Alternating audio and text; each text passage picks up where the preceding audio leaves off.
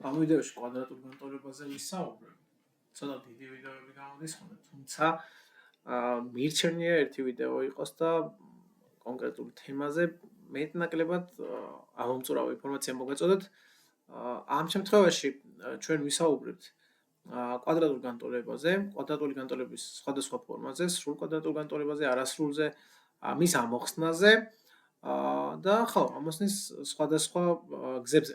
ყველა იმ ვარიანტს განვიხილავ, რომელიც შეიძლება შეგვხვდეს ხოლმე და რაღაცა საბოლოოდ გვექნება გარკვეული ჩარჩო, რომლის მიხედვითაც ამოხსნით შემდეგში კვადრატულ განტოლებას. ზოგადად განტოლება ეწოდება გამოსახულებას, სადაც გვაქვს ცვლადი, შეიძლება იყოს 1, 2, თუ გვაქვს ერთი ცვლადი, ერთცნობიანი განტოლება, ორი ცვლადის შემთხვევაში ორუცნობიანი და ასე შემდეგ. თავის მხრივ ერთუცნობიანი განტოლება შეიძლება იყოს წრფივი, კვადრატული, კუბური და ასე შემდეგ. განტოლების ხარისხს, ან რიგს თუნდაც განსაზღვრავს მასში შემავალი ცვლადის უმაღლესი ხარისხი, ხო? თუ მაგალითად ცვლადი თქვა გვაქვს x, ხო?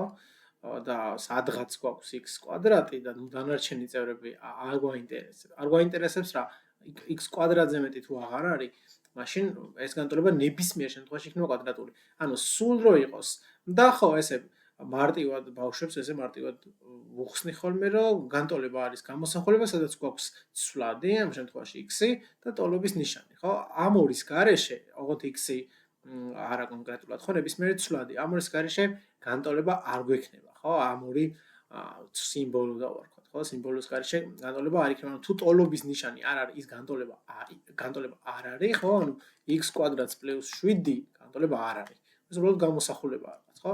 საკმარისია გაჩნდეს ტოლობის ნიშანი და ნებისმიერ რაღაც აქეთ, ანუ ადეკვატური გამოსახულება, გვექნება განტოლება, ხო? ანუ ესე მარტივად შეიძლება განსაზღვროთ განტოლება.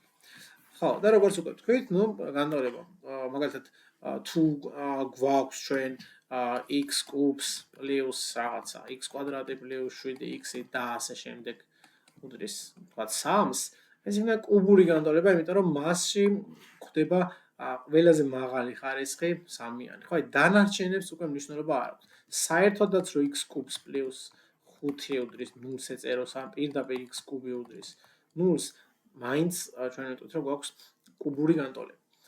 ხო, და მეოთხე ხარისხის განტოლებაც გვხვდება ხოლმე, b კვადრატული განტოლებასთან როცა გვაქვს საქმე, უფრო მაღალი რიგის მაღალი ხარისხის განტოლებები, როგორც წესი, განტოლებებთან როგორც წესი არ გვაქვს საქმე, იმიტომ რომ მათი ამოხსნა ძალიან რთულია და ხშირ შემთხვევაში შეუძლებელიც კი. და განტოლების ამოხსნა ნიშნავს ყველა იმ ფესვი, ხო, ფესვი დავარქვათ, ანუ ყველა იმ რიცხვის პოვნას, რომელიც აკმაყოფილებს ჩვენ გამოსახულებას. ხო, აკმაყოფილებს გამოსახულებას ნიშნავს, გამოსახულება ჭეშმარიტია მოცემული რიცხვებისთვის. აი მაგალითად x კვადრატი უდრის 25-ს, ხო? ძალიან მარტივად ეს არის კვადრატული განტოლება და რას გვეუბნება ეს განტოლება? რაღაც რიცხვის კვადრატი უნდა იყოს 25, ხო?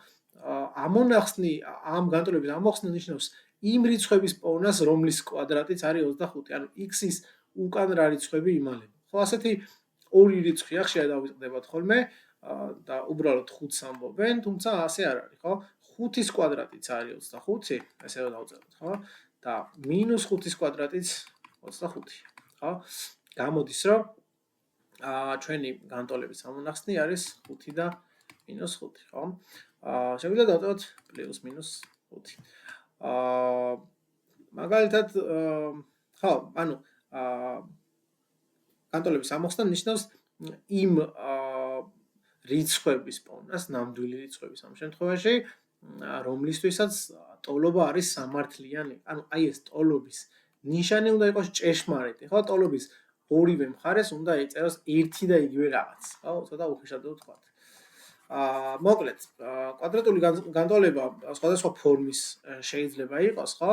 თუმცა საბოლოო ჯამში ნებისმიერ კვადრატულ განტოლებას დავიყვანთ 3 სხვადასხვა სახეს. ანუ 3 სახის კვადრატული განტოლების ამოხსნა თუ გვეცოდება, ჩავთვალოთ, რომ ნებისმიერ კვადრატულ განტოლებას ამოვხსნით. ხო? ახლა რას ამ სამი სახის კვადრატულ განტოლებაზეა საუბარი. ხო, 3 თუ 4 არ ვიცი, ვნახოთ. პირველი, ეს არის სრული კვადრატული განტოლება. სრული კვადრატული განტოლების ზოგადი სახე გვაქვს ჩვენ სკოლაში ესე ვსწავლობთ ხოლმე ax კვადრატს, ამით ax კვადრატს პლუს bx პლუს c, სადაც a, b და c ნამდვილი რიცხვებია, ხო? ნამდვილი რიცხვები განსაზღვრული არის r-ით, ხო? განსაზღვრული r-ია, ხო? ნამდვილი რიცხვები.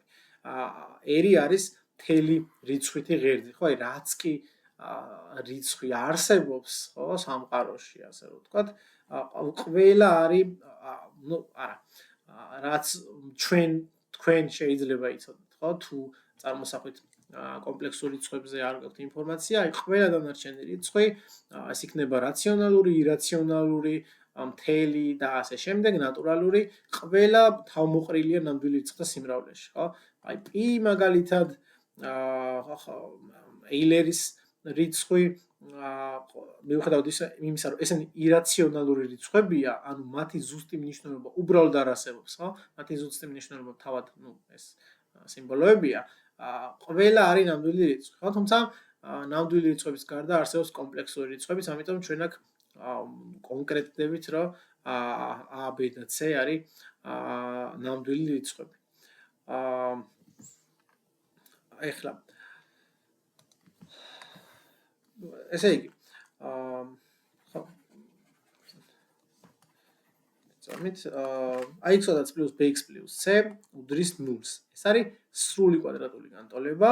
ყოველთვის ამ ფორმით არ გვაქვს ჩვენ კვადრატული განტოლება მოცემული და ხშირ შემთხვევაში ხდება ხოლმე ისე, რომ რომელიმე ამ ABC-ს შორის შეიძლება არ გქონდეს, ხო? არ გქონდეს, ანუ რას ნიშნავს? 0-ის ტოლი იყოს, შესაბამისად, საერთოდ გაქრება, ხო? ეს წევრი. მაგალითად, როცა არის c0-ის ტოლი, ხო? მაშინ რა იქნება? ეს წევრი საერთოდ გაქრება და გვიქნება ax კვადრატს პლუს bx უდრის 0-ს, ხო? უდრის 0-ს, ნუ აუცილებელი არ არის. შეიძლება უდრიდეს, ხო, არა, ამ შემთხვევაში 0-ს უნდა უდრიდეს, ხო? იმიტომ რომ ზოგად სახეზე ვსაუბრობთ.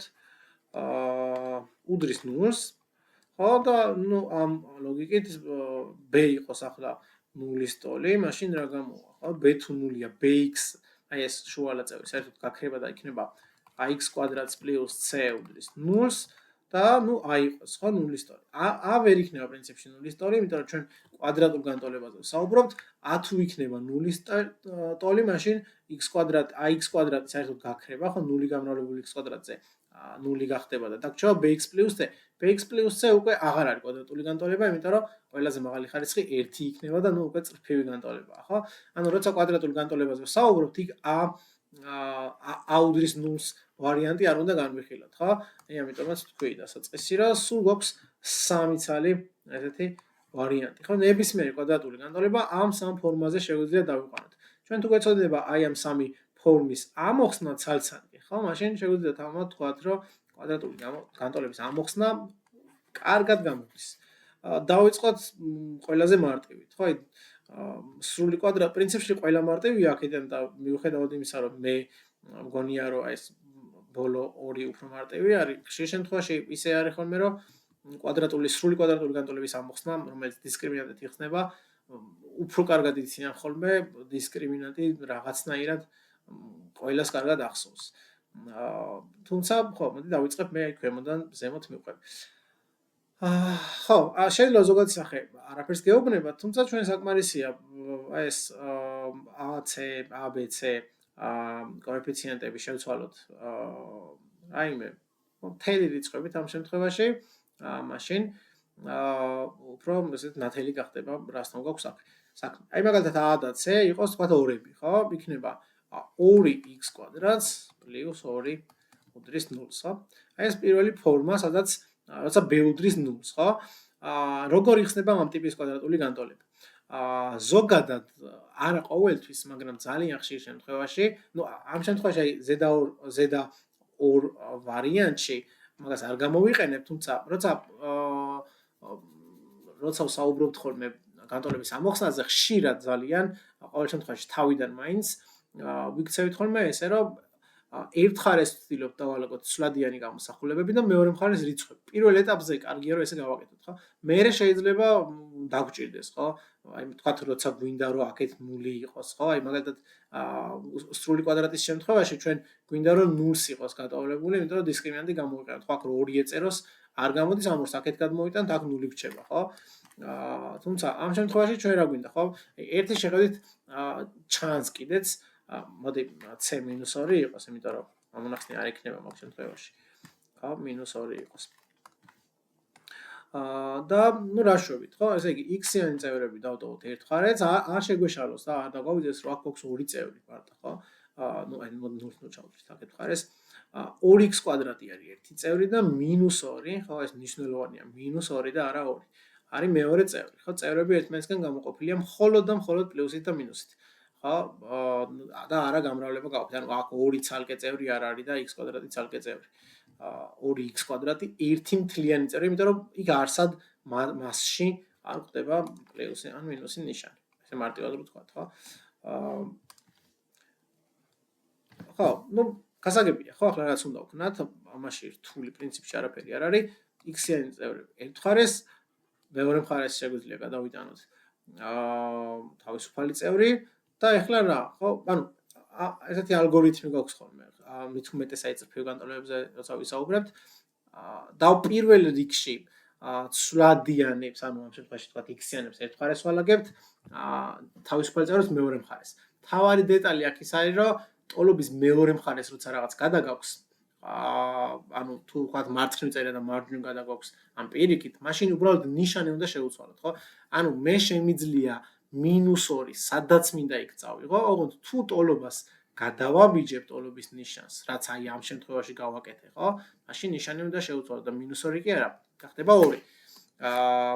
და რა იქნება გაგრძელება, ხო? და შემდეგი ეტაპია ხოლმე რომ უკვე x კვადრატი გამოვათავ, ანუ ნელ-ნელა განტოლების ამოხსნა ნიშნავს, რომ ნელ-ნელა ცვლადი გავათავისუფლოთ რაღაცებისგან, ხო?